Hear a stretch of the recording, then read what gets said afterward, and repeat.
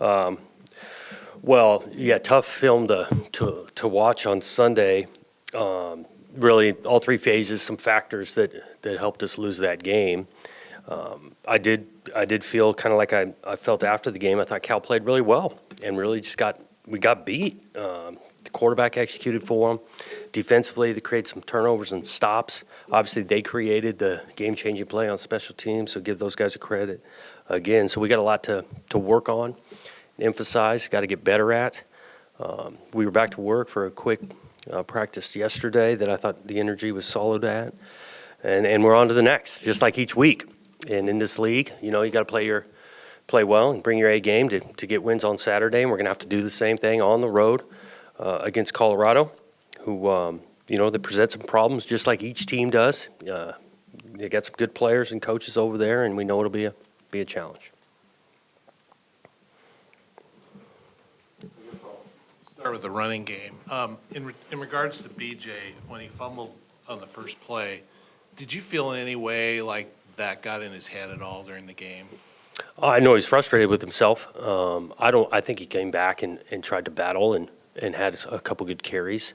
It's deflating to start that way, not just for BJ, but for a lot of guys. Would have loved to have a better answer to at least maybe try to hold him to a field goal. But, he had some good carries. We got some other backs that can carry the ball too, and that's the way the game played out. When you watched the video, what did you see?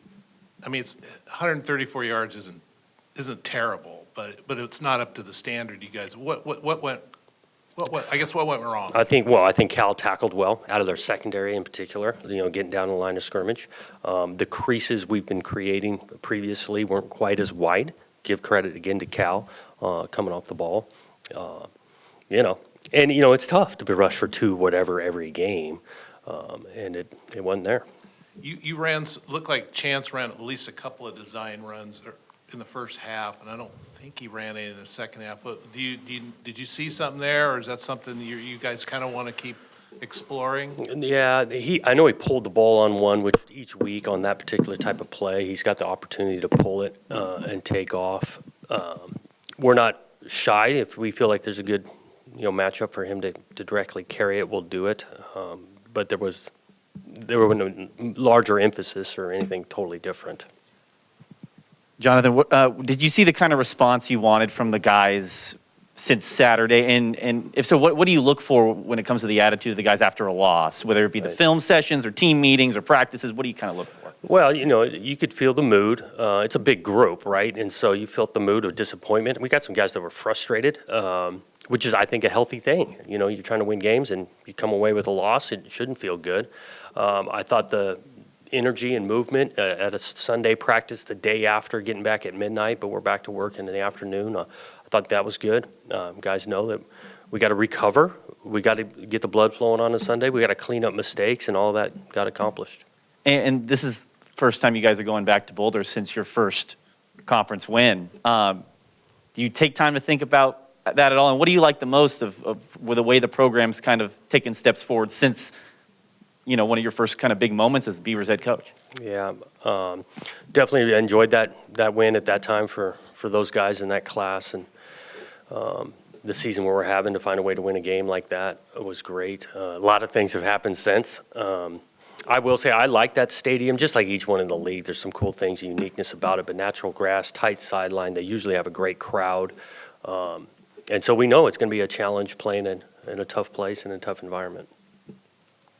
My question is kind of along the lines of one you just asked, but how have you seen your team stay united and regroup after losses this season compared to maybe the last couple of years? Yeah. I do talk a lot about the leadership on this team. I just think there's some ownership on this team. Guys, are owning up. Like, hey, when it was good enough, guys let each other know. When it's not good enough, they let each other know. We understand it's a team game, and we need everybody. All three phases, each individual guy, and they're competitive, and there's some extreme ownership on this team.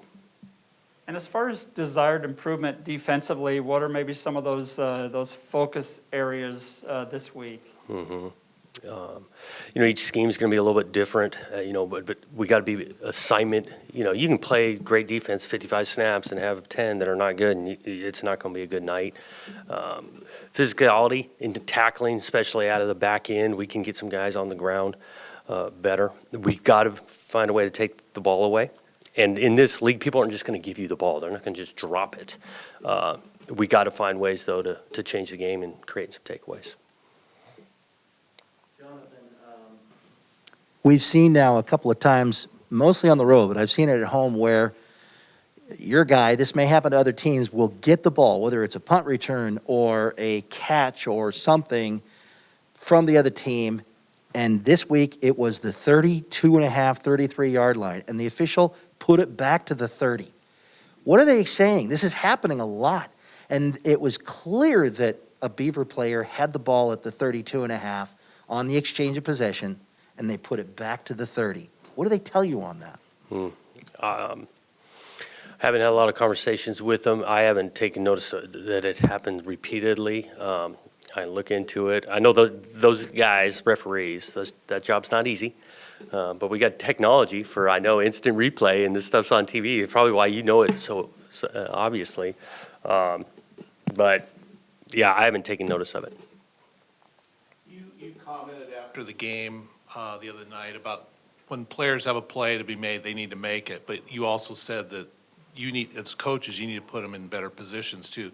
What specifically did you see from that game that maybe the coaches could have put a player in a better position? Yeah, there's a lot of play calling goes on and strategy on both sides. Offensively, us, Cal, everybody is always trying to find great matchups on the flip side of that. And so we're trying to avoid some mismatches defensively. Example was the touchdown throw. We got a receiver getting covered by, Avery Roberts, which again was a great call. Defensively, zone pressure and matching up Avery on the receiver that's not a great matchup. So just better play call by Cal, not as good by us. That's an example of one. And look, you're always not always going to have the best play call. I coached quarterbacks for a long time and called a lot of plays, and all of them weren't great. He's got to help me out. If it's not a good play, let's not make it worse. And so there's some back and forth on that. And I think it matters to our players that we're not going to just sit here and tell them, look, you got to play better. We got to keep working to find ways to put you in the best situations. And so there's some back and forth with that. Brandon Kipper came out of the game a few times. He wasn't completely healthy. He'd been battling some things with an ankle. We feel really good about where Tolly's at and headed, and so felt like giving Kipper a blow once in a while, getting Tolly some experience. Similar to really Marco. Levengood wasn't as healthy as we'd liked. It felt great with Marco, but previous games we've kind of put Marco in a little bit. So that's all that was. We're not down on Kip. It's just he's not 100%. You had 3 turnovers in the game, and the 2 interceptions, you could probably make some excuse for them, trying to make a play on late in the game and the tip ball. But you've got 10 now in conference play, and you guys have always been really good at keeping your turnovers to a minimum. The 10 in 5 games probably is getting at the edge of not being that. Yeah. What are you seeing? Right. We've got a few tip balls, and we get the ball on the ground from the quarterback position. We talked a little bit about that in previous games. And look, we don't want to turn the ball over, but we're not going to get ultra conservative just to avoid doing that. We've thrown some balls in contested areas, and we had another one tipped up in the areas, getting defended, gets picked off. Same thing that happened at Washington State. We got a contested ball we're throwing, gets tipped up in the air, gets picked off. The quarterback put it on the ground a few times, so that's why the number's where it's at, and we want to get it better. Landman's been one of the top defenders in this league for a long time. If he's able to go this week, what does he bring to the table for the Buffs? Yeah, experience, physicality, instinctive at that position, very productive tackler. And that makes a difference for those guys. Wasn't on the tape last week, and he's been a good player in this league for a long time. And on the offensive side of the ball, there have been a couple games where Colorado hasn't scored many points, but they're coming off of a pretty solid game offensively against Oregon. When things are going well for them on that side of the ball, what kind of challenges do they present? Yeah, they can spread you out. The quarterback can pull the ball and create, running it, throws it well. Like you mentioned, they did score a good decent amount of points last week. And I just feel like each of these games are unique to themselves. What takes place before really doesn't have a huge impact on the 60 minutes that we're headed toward this Saturday. And so again, we're going to have to play well and go earn a win. Coach, you said you liked Valise and you liked the way Marco Brewer played. Do you hope, is it your hope though to have the core 5 guys back maybe a little bit healthier for Colorado? Yeah, you're always hoping guys get healthy, and we get into later in the week and see how practice goes and see what guys' health are to make an exact plan on how we're going to play, if we just stick with 5, or we're going to do a rotation or not. But, yeah, you'd love to be at full strength at every spot. The third down defense, this game felt a little different than some of the other ones in that these were a lot of third, and I think 10 of the 13 were 3rd and 4 short. That speaks more that you weren't very good on first and second down. Did you feel like this game was a little different than some of the other ones? Yeah, for that reason you're talking about. There wasn't the extreme number of high, 3rd and longs that got converted. We got to be better on first and second down, a couple of leaky yardage, gain of 2 turns into a gain of 4. We weren't in the backfield nearly as much, tackles for loss or sack creating the longer distance. So it felt different that way. Rajon Wright came out of the game late in the game. Was he? He's healthy? No, yeah.